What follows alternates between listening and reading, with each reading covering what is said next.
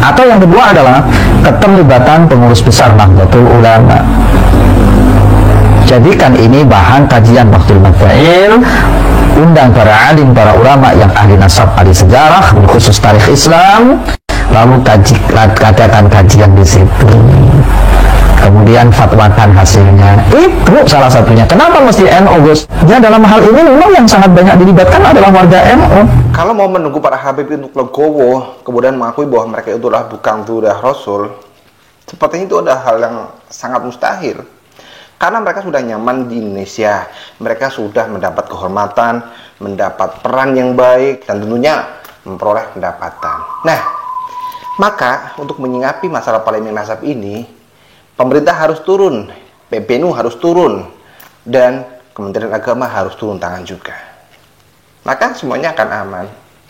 Karena jangan sampailah ketika mereka para Habib itu tetap kekeh dan masih ngeyel, khawatirnya sesama pribumi nanti akan berantem. Ya, siapa yang akan menjaga negeri ini kalau bukan kita? Mari kita jaga negeri ini dari tangan-tangan orang jahat, dari para pencuri makam dan dari para pencuri nasab. Assalamualaikum warahmatullahi wabarakatuh. Selamat datang guys di channel Diam Saudara. Kalau saya mah tidak yakin kalau mereka akan legowo ya. Sebab legowo itu membutuhkan kekosongan hati, membutuhkan kebesaran jiwa. Sampai hari ini saya tidak melihat rata-rata para habaib itu orang yang legowo, tidak melihat saya. Karena apa? Mungkin bisa jadi mereka sudah terlalu lama dinabubukkan dengan kenangan-kenangan indah masa lalu. Karena dari tadinya yang dibangun adalah tentang kita ini adalah dzurriyyah Nabi, sehingga setiap berbicara Ahlul Bait merasa dirinya adalah orang yang paling dzurriyyahnya, kan begitu, betul tidak? Apa yang terjadi kemudian? Memanfaatkan agama untuk kepentingan-kepentingan mereka. Yang saya khawatirkan justru terjadi pencucian otak kepada orang-orang yang kosong model kita begini, dengan menggunakan doktrin-doktrin atau pembelokan-pembelokan hadis yang berkaitan tentang dzurriyyah Nabi Shallallahu Alaihi Wasallam. Kemudian apa yang dibangun narasinya? Yang dibangun narasinya itu begini: barang siapa meragukan tentang dzurriyyah Nabi, tidak percaya, memutuskan, maka dia tidak percaya adanya aulia Allah, yaitu para wali-wali Allah, yaitu para kekasih-kekasihnya Allah.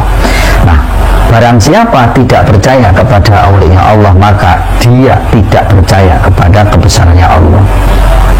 Atau bahasa yang sejenis lah ya, barang siapa tidak percaya kebesaran Allah, maka dia berarti menolak, berarti dia bermusuhan atau memusuhi Allah.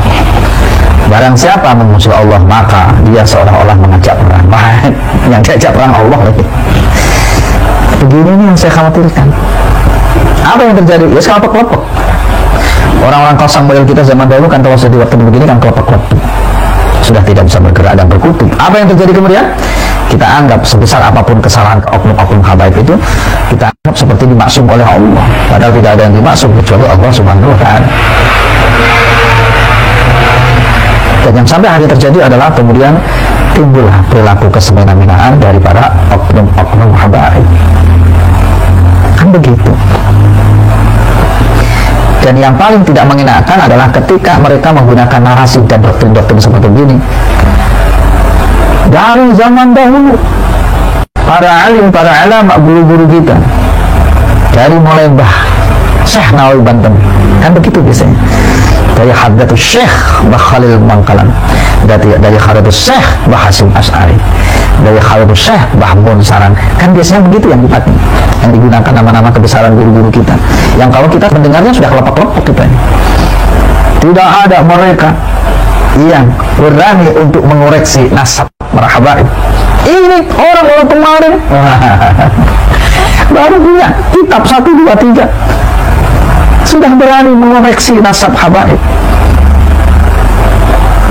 Kata-kata itu didengar oleh orang-orang yang polos model kita. Apa yang terjadi adalah suudzon, prasangka buruk seolah-olah kiai-kiai yang meragukan nasab mereka adalah kiai-kiai yang sulit kepada gurunya. Betul tidak?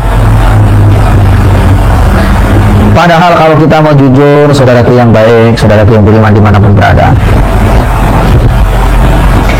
zaman dahulu dan sekarang itu kenyataannya beda. Tapi yang sekarang terjadi kan beda.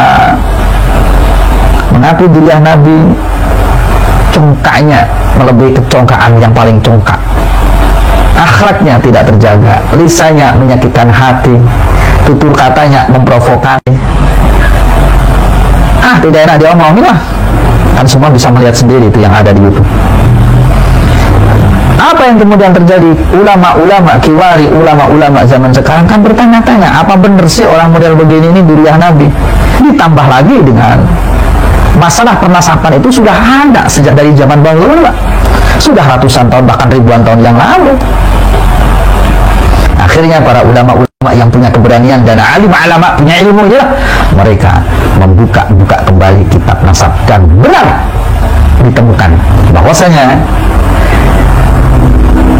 diriah Sayyid Ahmad bin Isa tidak ada ditemukan di kitab-kitab yang tahunnya mendekati tahun saat itu adanya seorang putra beliau yang disebut sebagai Ubadiyah atau disebut sebagai Abdullah.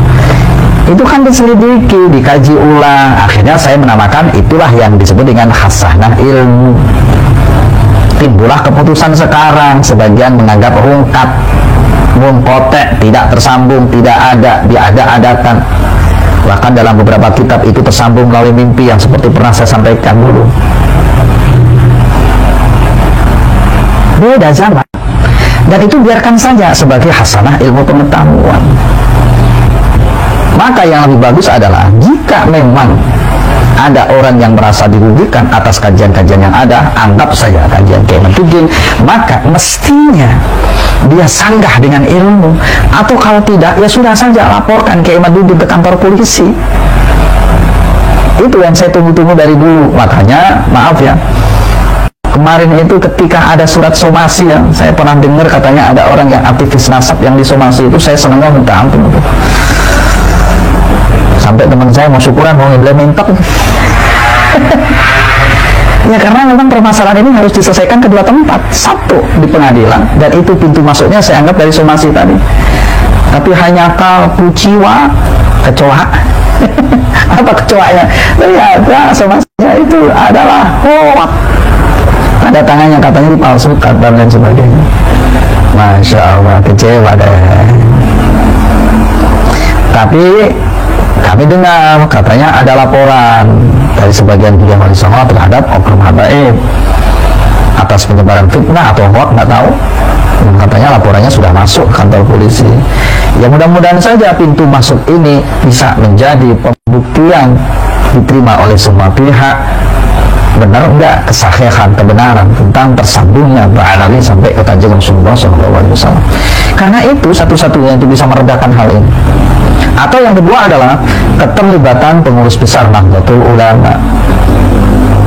Jadikan ini bahan kajian Baqtul Mafail, undang para alim, para ulama yang ahli nasab, ahli sejarah, khusus tarikh Islam, lalu adakan kajian di situ. Kemudian fatwakan hasilnya. Itu salah satunya. Kenapa mesti NU, Gus? Ya dalam hal ini memang yang sangat banyak dilibatkan adalah warga NU. Baik NU secara struktural ataupun warga NU secara kultural. Kalau selain NU yang tidak banyak dilibatkan, yang heboh masalah nasab habaib ini, itu tidak.